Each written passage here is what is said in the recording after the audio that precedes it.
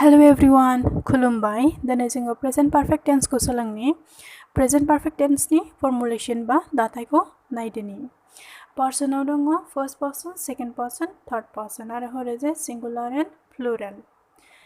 दानिया भार्बखौ नायदो भार्बखौ जों डुखौ लागोन डुआ प्रेजेन्ट डिडा पास्ट दाना past participle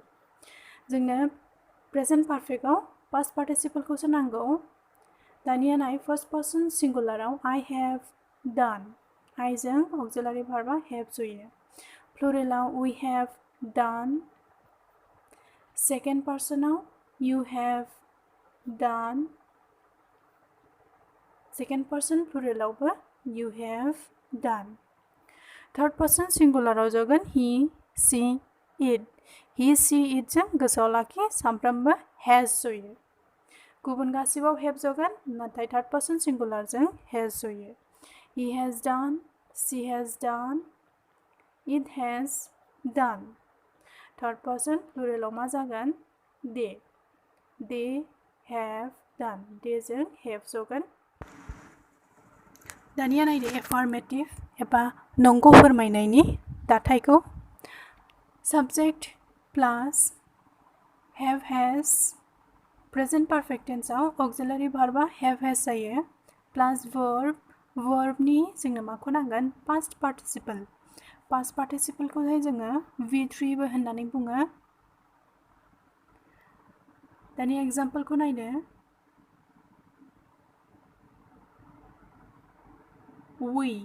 we have we जों auxiliary verb have आ जयो we have done the work जोङो खामानिखौ मावखांबाय we have done the work सेकेन्डआव he आ third person singular बेनिखायनो has जागोन he has taken the class बियो क्लासखौ लाखांबाय दानिया नायदो नेगेटिभ बा नङा फोरमायनाय बिनि फर्मेशना subject plus have has present perfectआव जोंना auxiliary verb have has जायो प्लास बेजों नांदेरगोन not नेगेटिभ नालाय प्लास verbनि past participle बा v3 example he आ third person singular बेनिखायनो मा जागोन has he has not written बियो लिराखै he has not written सेकेन्डआव they जोंहाय मा जागोन have they have not written बिसोरो लिराखै दानिया नाय interrogative बा सोंलु फोरमायनाय सेन्टेन्स interrogative जोंना auxiliary verb सिगाङाव जग्रोयो बेनिखायनो have has आगोलाव जागोन प्लास subject plus verbनि past participle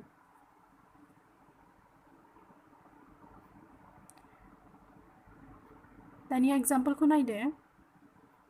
has आ auxiliary verb बिनि उनाव subject आ he plus written आ verb main verb दानिया गाहायाव नायदो have आ auxiliary you आ subject written आ verbनि past participle has he written बियो लिरखांबायना have you written नोङो लिरखांबायना दानिया use of present perfect tense नि बाहायनाय present माने दा perfect माने जोबखांनाय बा जाखांनाय point number 1 दासो जाखांलांनाय खामानि फोरमायनो to express an action that has just been completed दानि बावैसो जोबनाय खामानिखौ फोरमायनो जोङो present perfect tense खौ बाहायनाय जायो टाइमलाइन खौ नाय past ओमफ्राय noun आरो हरै future खौ नांथ'आ जोंनो pastआव जेनेबा मोनसे खामानि जादोंमोन बेयो दानि बावैसो जोबदों अबेबा समाव दानि बावैसो जोबदों नाथाय बिनि थि टाइमखौ जोङो मोनथिया बिनि थि टाइम गैया ना बे खोथाखौ फोरमायनो जोङो प्रेजेन्ट पारफेक्टखौ बाहायनाय जायो ना फर एग्जांपल गाहायाव नाय I have finished my lunch आं आंनि लान्चखौ फोजोबबाय he has done the homework he has done the work बे खामानिखौ मावखांबाय they have eaten rice बिसोरो ओंखाम जाखांबाय then she has bought a car बियो गंसे कार बायदों बेफोर सेन्टेन्सआ गासैबो सिगाङाव अबेबा मोनसे समाव जागायनानैहाय दानि बावैसो जोबदों बेनिखायनो जोङो बेखौहाय प्रेजेन्ट पारफेक्ट टेन्सआव फोरमायनाय जादों दानिया नाय सेकेन्ड पइन्टआव मा दङ सेकेन्ड पइन्टआ फार्स्ट पइन्टजों फ्राय एखेयानो just now yet already recently lately ever आरो neverफोरजों प्रेजेन्ट पारफेक्ट टेन्स बाहायनाय जायो बेफोर गासैबो सोदोबा दानि बावैसो फोरमायनाय सोदोब टाइमलाइनखौ नाय दानिया पास्ट बा सिगाङाव आरो ओरैजाय नाव बा प्रेजेन्ट बेवहाय जेनेबा पास्टआव बा सिगाङाव मायबा मोनसे समाव खामानि सोलिगासिनो दंमोन आरो बे दानि बावैसो जोबदों नाथाय बिनि थि सम माला जादोंमोन माला जोबदोंमोन बेखौ जों मिथिया स' बे बाथ्राखौ फोरमायनो जोङो प्रेजेन्ट पारफेक्ट टेन्सखौ बाहायनाय जायो first example they have just eaten बिसोरो दानि बावैसो जाखांदों दे हेभ जास्ट माने दानि बावैसो सेकेन्डआव दे हेभ already eaten बिसोरो दानि बावैसो जाखांखाबाय थार्डआव they have not eaten yet माने दासिमबो बिसोरो दासिमबो जायाखै फोराव she has recently माने बावैसो she has recently bought a car बियो बावैसो गंसे कार बायदों just already yet recently बेफोर गासैबो दानि बावैसो फोरमायनाय सोदोब आरो बेफोरबायदि सोदोबनि हेफाजाबजोंनो जोङो दासो जोबनाय बा बावैसो जोबनाय खामानिखौ प्रेजेन्ट पारफेक्ट टेन्सआव बाहायनाय जायो दानिया थार्ड पइन्टआव नाय सिगांनिफ्राय आथिखालसिम दासिम सोलिबाय थानाय फोरमायनो प्रेजेन्ट पारफेक्ट टेन्सखौ बाहायनाय जायो to start something that has been continuous from the past up to the present moment टाइमलाइनखौ नाय past now बा present then ओरैजाय future futureखौ नांथ'आ जोंनो past आरो now बा presentनि गेजेराव ला pastआव बा सिगाङावहाय मायबा मोनसे खामानि सोलिबोबाय थादों दासिम बेखौ फोरमायनो जोङो प्रेजेन्ट पारफेक्ट टेन्सखौ बाहायनाय जायो नाय दानिया 2014 निफ्राय 2020 सिम 2014 आव मायबा मोनसे खामानि जागायदोंमोन आरो बेयो दासिम 2020 सिम सोलिगासिनो दङ बेखौ फोरमायनो जोङो प्रेजेन्ट पारफेक्ट टेन्सखौ बाहायनाय जायो दानिया जोङो सिन्स आरो फर बिनि बाहायनायखौ नायगिरनि जों माला सिन्सखौ बाहायो आरो माला फरखौ बाहायो सिन्स मोनसे थांखिनाय सम एबा थांखिनाय समनिफ्राय दासिम फोरमायनो सिन्स बाहायनाय जायो ना मोनसे थांखिनाय सम 2014 आ मोनसे थांखिनाय सम आरो दासिम 2020 सिम बा 2020 सिम मोनसे खामानि सोलिगासिनो दङ बेखौ फोरमायनो जोङो सिन्सनि हेफाजाबजों फोरमायनाय जायो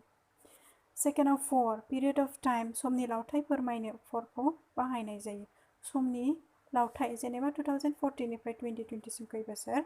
6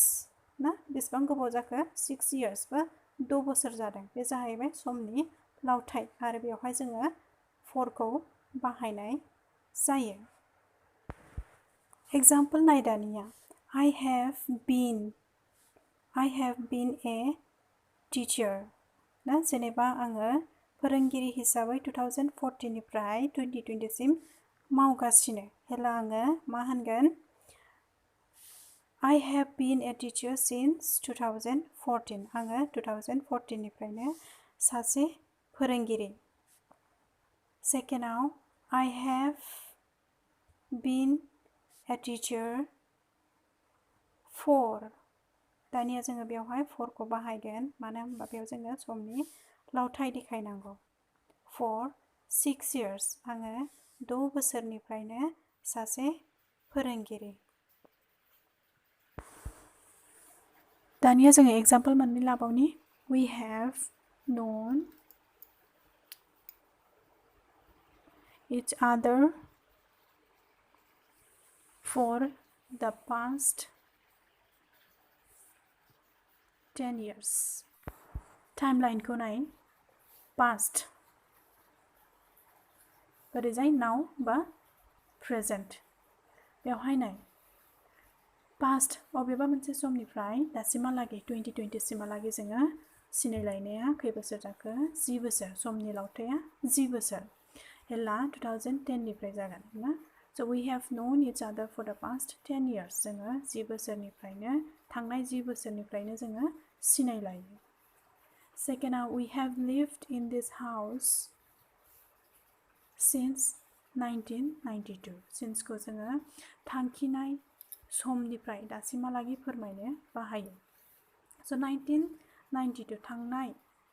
1992 निफ्राय दासिमहालागै 2020 सिमहालागै जोङो बे न'आव थागासिनोखौ फोरमायनो जोङो present perfect tense खौ बाहायनाय जायो we have lived in this house since 1992 1992 निफ्राय जोङो बे न'आव थागासिनो दङ दानिया 4 point को नाय go come said rise sign बायदि खायसे intransitive verb माने जाय verba direct object गैया जोङो be verb नि सोलाय present perfect tense बाहायनो हागौ be verb माने जेरै am is are he is gone is a be verb so बेनि सोलाय जोङो present perfect खौ बाहायनांगोन he has gone बेयाव गासैबो verba past participle आव दङ जेरैहाय go'a gone जादों second the sun is set is a be verb so बेनि सोलाय जोङो present perfect बाहायनांगोन the sun has set the moon is risen is a be verb नि सोलाय जोङो मा बाहायनांगौ present perfect the moon has risen father is come is a be verb नि सोलाय जोङो present perfect बाहायनांगोन father has come Fifth point मोनसे खामानिया past एबा सिगाङाव जालांबायब्लाबो नाथाय आथिखालाव बेनि फिथाइ एबा रिजाल्टआ सोलिगासिनो दं फोरमायनो जों present perfect tense खौ बाहायनाय जायो गाहायाव to express a recent action in the past but its result is continuing at the present दानिया टाइमलाइन खौ नाय टाइमलाइनाव दङ ओरैजाय past बा सिगाङाव now बा प्रेजेन्टआव जेनेबा सिगाङाव बा पास्टआव मायबा मोनसे खामानिया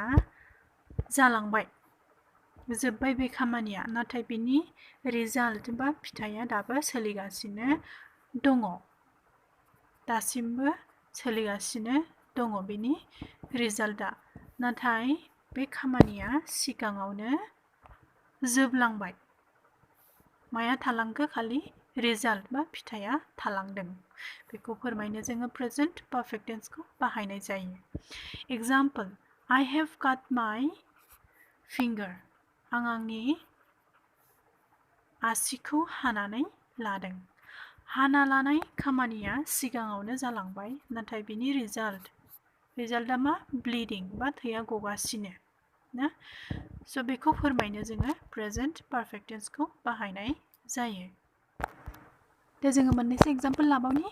I have cut my finger आं आंनि आसिखौ हानानै लादों so बिनि फिथाइया मा it is still bleeding दाबो थै गगासिनो we have bought a car जों गंसे कार बायदों so जोंहा दा कार दङ you have torn your shirt नों नोंनि शार्टखौ बिसिनानै लाबाय torn माने जिनाय so रिजाल्टआ मा there is a tear in your shirt I have read Hamlet आं Hamletखौ फरायखांबाय